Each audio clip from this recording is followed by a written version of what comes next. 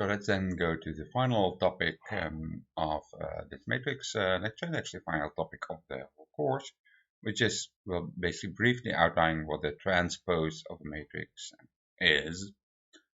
So basically the transpose means, for a matrix, means the mirror image.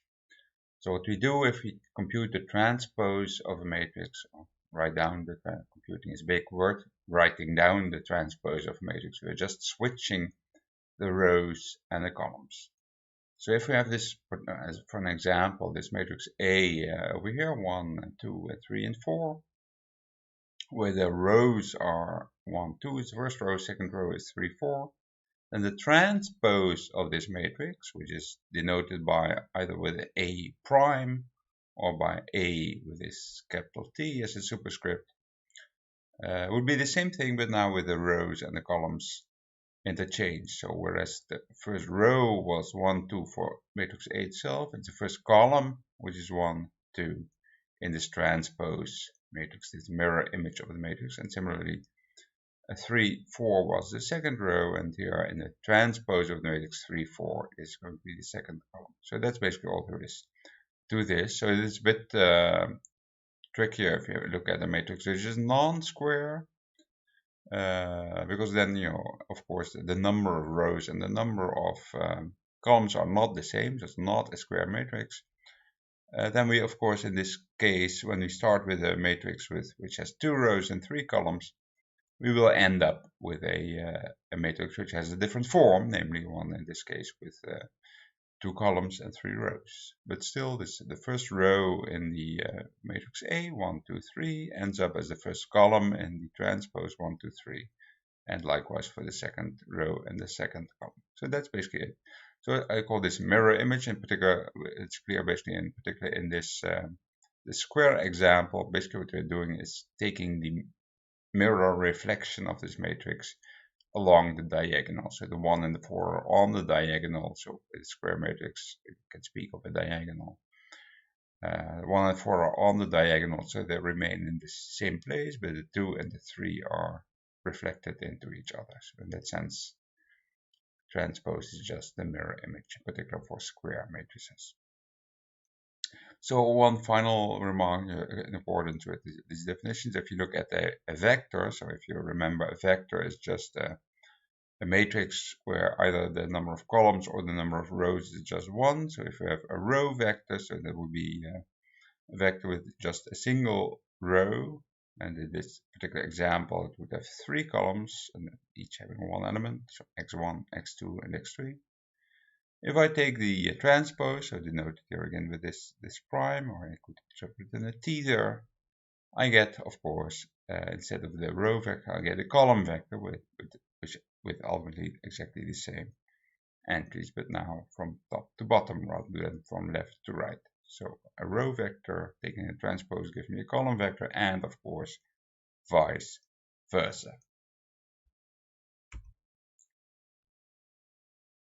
So this is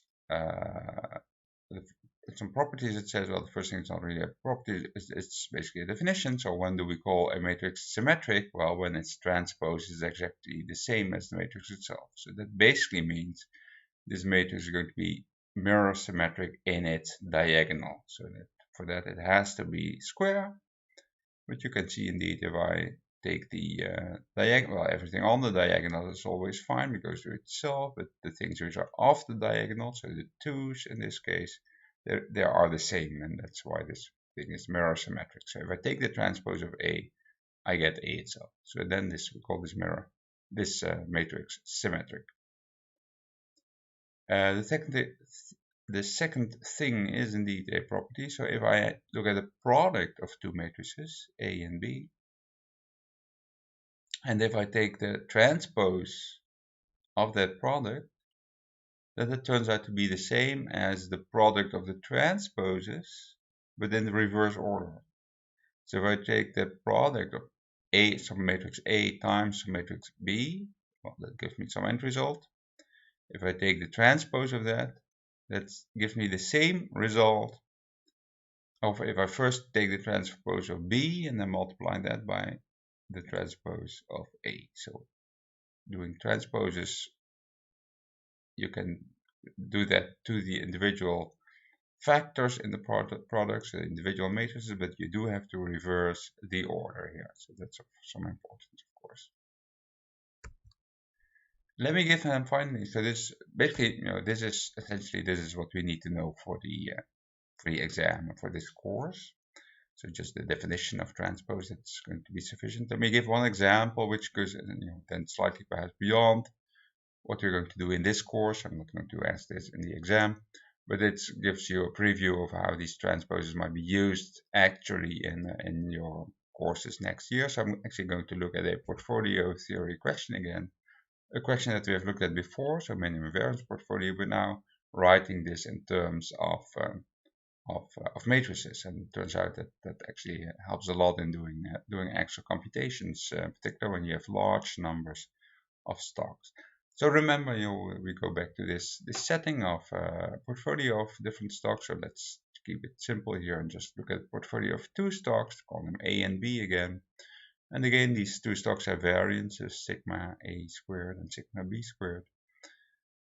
And I'm going to be a little bit more general than we have been in the past by also adding a covariance. So we're assuming these stocks have some correlation. Correlation is called a rho. So the letter rho, that's this object over here. This is a rho.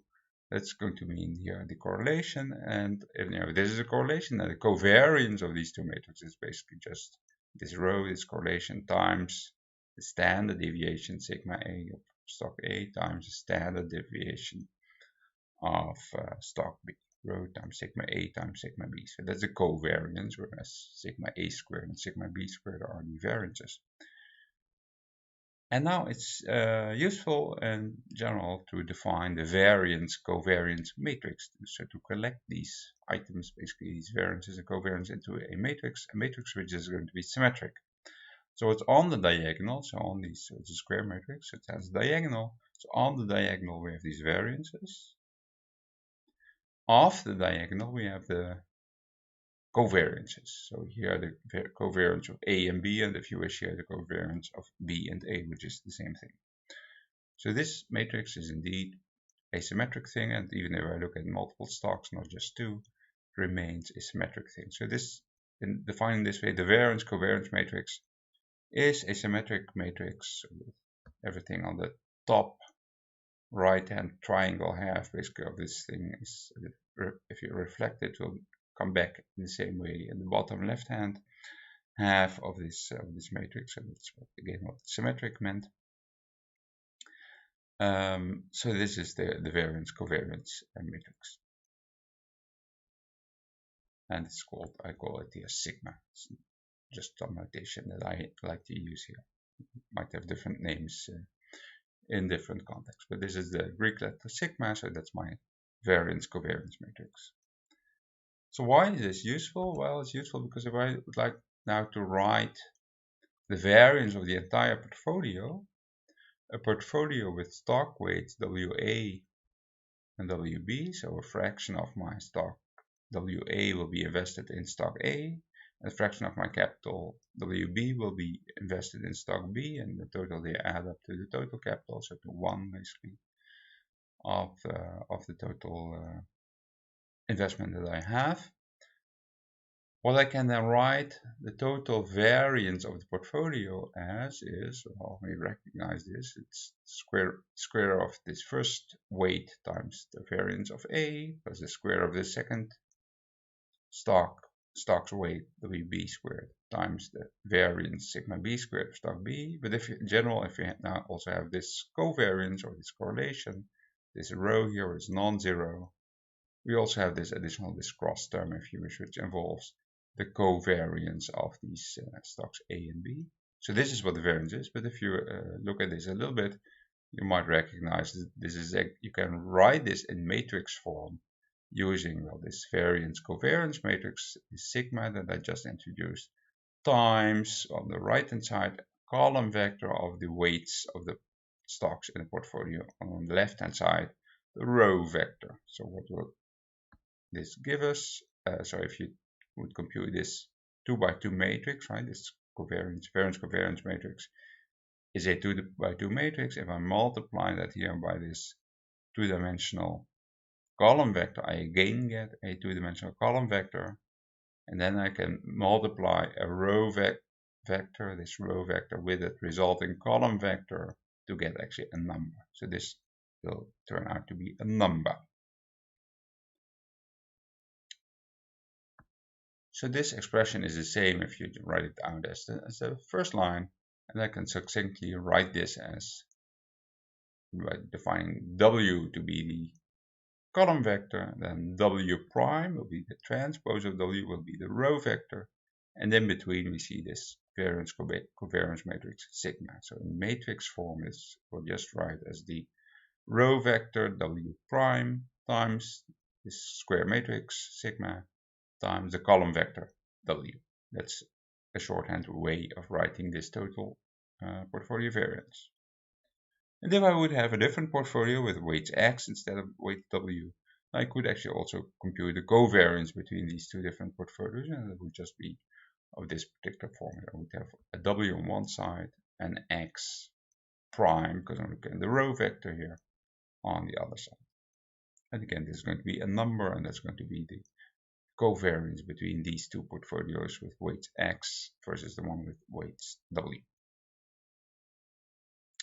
Okay, so far so good. That's some notation. So we can write these variances in terms of in matrix notation, essentially using this variance covariance matrix and these weights collected in these column vectors, essentially. Now, what can we do with this? Well, again, we are interested in computing the minimum variance portfolio. So we would like to find, well, how should we allocate this weights, WA and WB, which have to add up to 1, so as to minimize this variance. So that's a problem that we have looked at before, just and we wrote down first order conditions, and that we solved those in terms of WA and WB, and we found some answer. So now basically we're going to recompute that answer using this matrix notation, because that's going to be powerful when we look at larger systems. So let's have a look what's going to happen here. So again, let me emphasize, I'm going to sketch this just so that you have sort of an idea of what this might look like when you see this next year. So I'm not going to require you to know this exactly to be able to do this exactly this year for the exam. But I want you to see some use basically of the transpose that I just defined here. So what is going to happen, or what we want to do is again compute first order conditions, right? So I want to take the first order condition, so the derivative of my total variance with respect to WA and also with respect to WB. So I know that WB plus WA should equal 1. So in other words, WB is 1 minus the weight I associated to WA. So if I take from my previous expression here for the variance for my portfolio, I'm going to take the derivative with respect to WA. So where do my WA's sit in this expression? Well, in WA itself, over here and over here, but also in the WB's, because those are 1 minus WA over here and here. This WB is also 1 minus WB.